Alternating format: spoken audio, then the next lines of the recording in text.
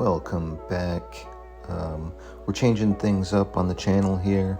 Instead of the Vermont Rail CT, we're going to go with Nutmeg. And let's run through some list of characters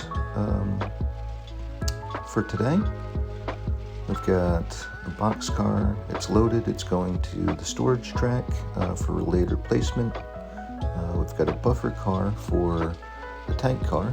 Both of those are going to get set out in an off spot at the fuel company. And then we've got a center beam for Blue Links. And then obviously what's not on the list there is in the foreground there's some well cars at the recycling facility that need to be hauled out. So let's run around to the other end of the train and start shoving. First thing we're going to do is push the boxcar up into the storage track.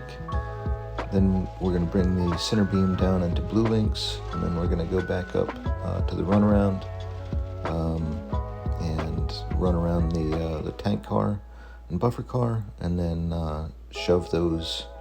Well, it'll be kind of a switchback, as you guys might know, getting down into onto the spur there that doubles as the lead and the interchange track, and then we'll shove those cars, the tank car, up into the off spot for the fuel company, and then we're gonna. The last thing we'll do is we'll grab those containers that we're seeing right here on the bottom right. So as you can see, I've got this 6-axle locomotive in former Burlington Northern paint scheme, and I have painted it myself with the Nutmeg paint scheme. This is a C30-7, and it's got the nutmeg, big emblazoned with nutmeg on the side, and it does have a fair amount of weathering, and it's looking pretty rough. And I'm actually really liking this locomotive, this paint scheme, and everything.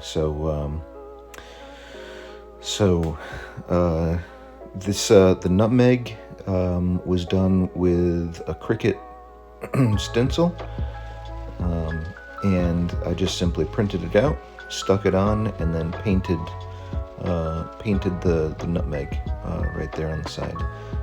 It's not perfect, but it does kind of. So like if you're hoping to do something where everything is crisp and clean, it might not be the best option for you, but in my case this is kind of a rundown railroad, so a slight imperfection was going to be okay, and then I was able to weather it in and kind of make it blend in pretty well. So I'll probably end up doing like a little bit of a tutorial later in the future with some of the other locomotives that I've got that I need to do the same thing with, but I wanted to try this one first without the burden of needing to film it as well, and try and figure out what needed to happen in order to get it to turn out well.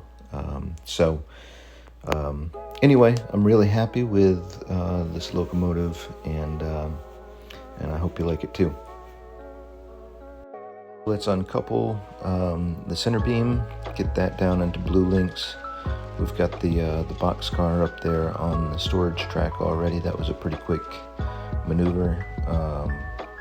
So get this center beam down into Blue Links, and then we'll be ready for the tank car.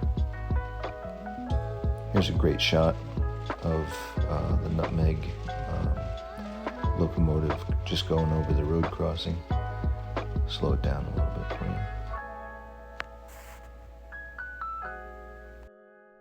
Just got to wait for the switch to be thrown, and then we can head back the other way.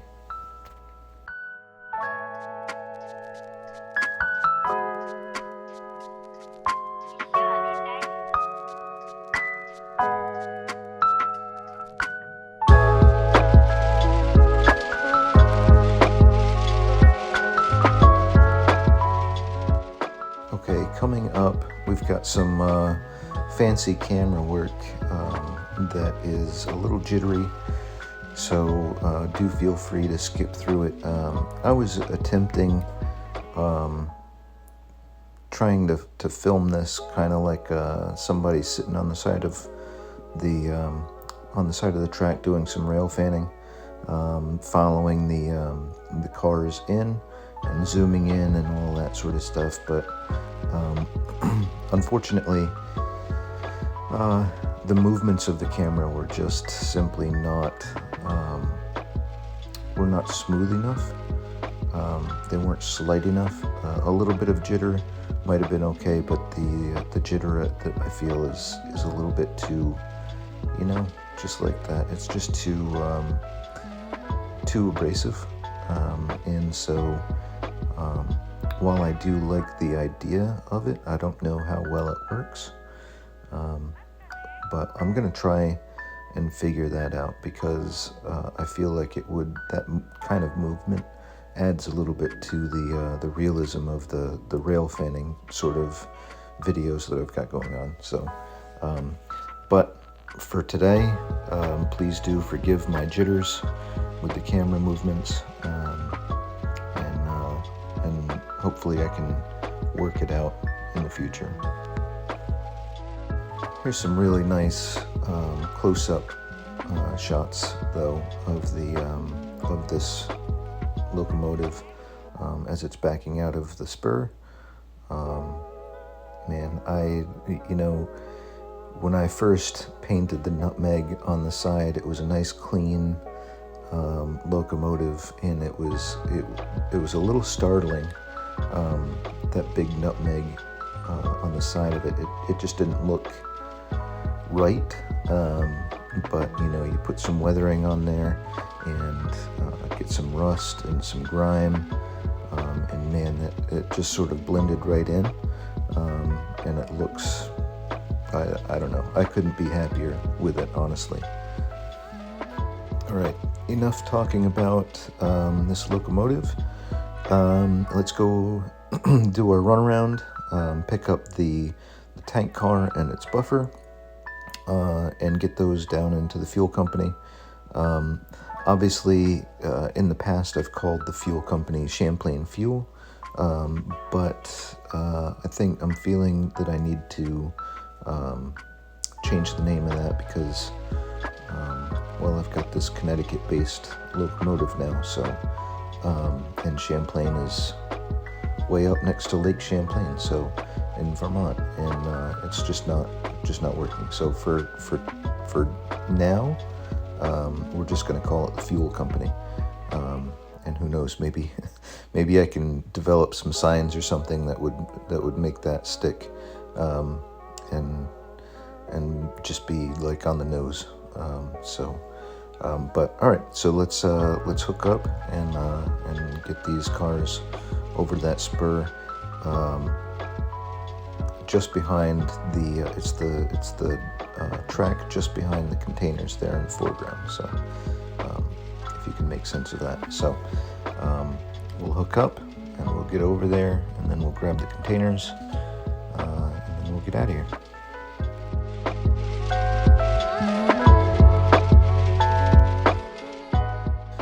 This particular tank car I got off of eBay, and it was in an entirely different paint scheme. It's an Atlas Master, I believe, and it's a really nice moving model, rolls well, and the couplers are just fine on it. I'm not sure if I swapped them out to Katie's or not, but the paint scheme was entirely different. It was kind of a chrome tank car from Mexico, I believe. That was the prototype. But I painted over it with a flat black, and I put all of the decals on there. I printed them all out on a custom decal paper, and put them onto this tank car. Put the safety striping on there, and I gotta say it turned out pretty well. So I've got a lot of tank car models that I've got to put together. I've got about 10 of them, and I was a little nervous actually about the color of my decals compared to the color of the black that I'm using to paint the cars, but I don't think that it's going to be too much of an issue because this car looks pretty decent the way that it is. So in any case, the fuel company has 2 cars already in its spots, and those are not done getting offloaded yet. So we're just gonna simply dump this tank car here, leave the buffer car with it, and the next session, it looks like we're going to have some swapping out to do of those tank cars, as well as the box car up there on the storage track.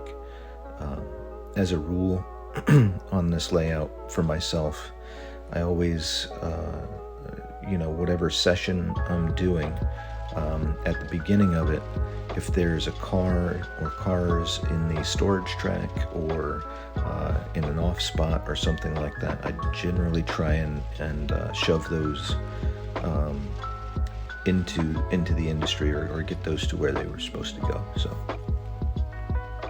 you can see in the middle, on the middle containers there, K-line and below, that I've started making the tarps for these open top containers. I think they're turning out okay, but certainly I've got a little bit of practice to do on them. All they are is a little strip of styrene that's bent down around, which is why it's why they're sort of splaying out on the sides. But these little black tarps, though, do begin to kind of make the containers stand out, and I'm kind of happy with them. But I do need to,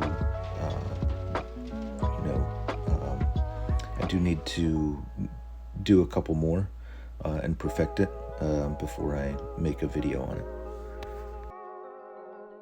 Okay, all that's left is to get these containers, or to get around the other end of these containers, put the flag on the end, like the end of train device, and get out of Dodge. So we'll just pull onto the runaround, unhook, put the flag on. I got a little clip of the flags that I use. They're a little DIY thing, and then we'll get going.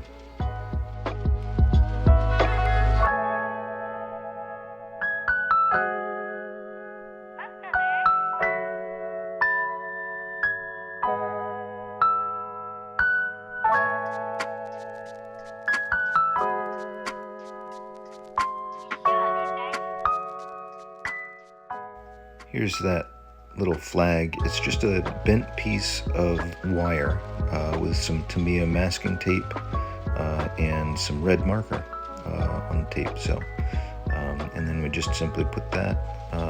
It's bent around the coupler, so we just simply set it right into the coupler, and we're good to go.